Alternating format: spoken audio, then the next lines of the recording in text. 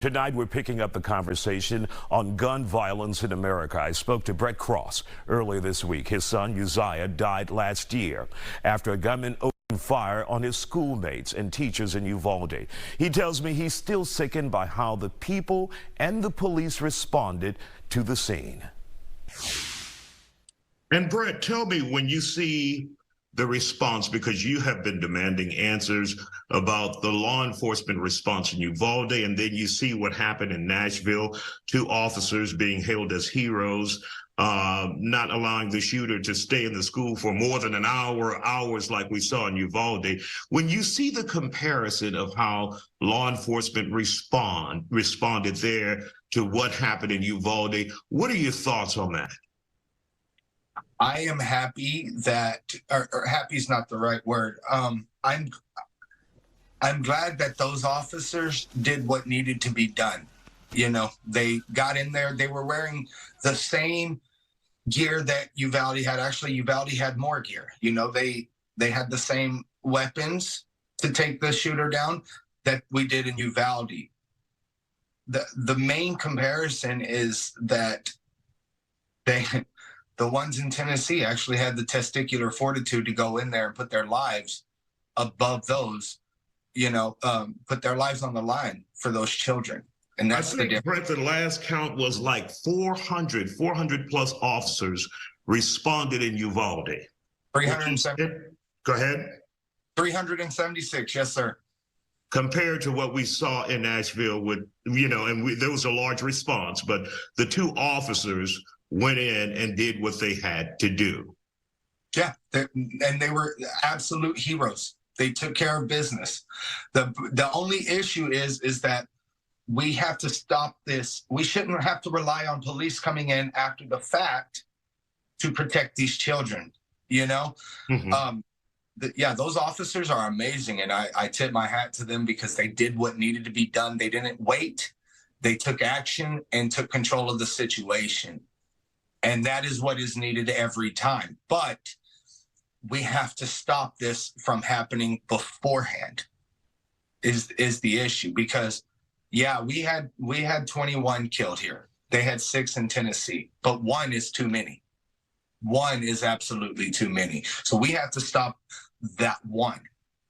You know, no matter if it's, like I said, 3 kids or 21 kids or 27 in Sandy Hook, 1 is too many. So we have to stop this beforehand, because those officers shouldn't have to put their lives on the line at a school.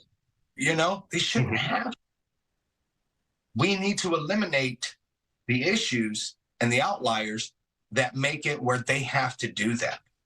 And like I said, once again, I tip my hat to those officers. They got in there and got the job done, and, you know, countless lives were saved because of them.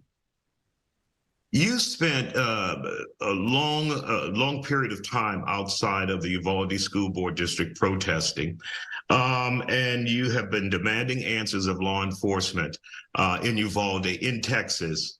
Where do you stand now? Do you feel like you've received some of the answers that you were looking for, or is there still that emptiness and that thirst for more knowledge on what went wrong and how they're going to correct it? Oh yeah, there's only been 1 or 2 changes since this happened. You know, after that sit out, you know, it was 10 days, 245 hours. After that sit out, we did get the school police force to pretty much disband, and they're rebuilding it. Which all we wanted was for them to suspend the officers pending an investigation, which is not a ludicrous ask. You know, but no, we're not getting answers. The DA here has a lock on everything. I mean, what we've gotten, the information and facts that we have received have come from the media, unfortunately. And how does that feel as a parent, where the people in charge who failed you guys miserably is not even, the individuals are not even giving you the information you deserve as a parent, coming to you saying, this is what happened, and this is what we're going to do. Here's a corrective action we're going to take. It's sickening. And not just that, but here in Uvalde, one of our county commissioners was the acting chief of police for the city that day.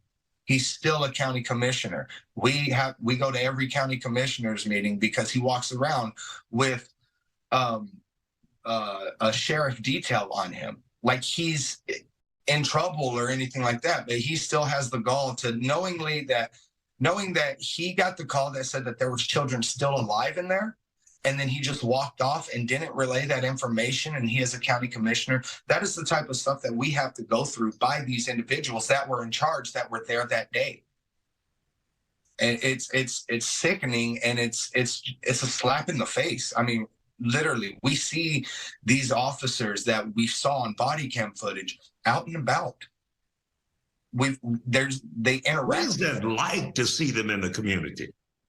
Oh, it's gut-wrenching, because it's like you walk around like nothing happened, like 21 lives weren't taken, like you didn't just sit there in a hallway and didn't do anything. They act like they did nothing wrong. And it's like, you know, Uziyah, he wouldn't have been saved no matter what. But there were countless other children that could have been saved, that could have been saved, you know? And it's sickening to know that because they sat outside for 77 minutes, that there are more lives lost than there would have been had they done their job.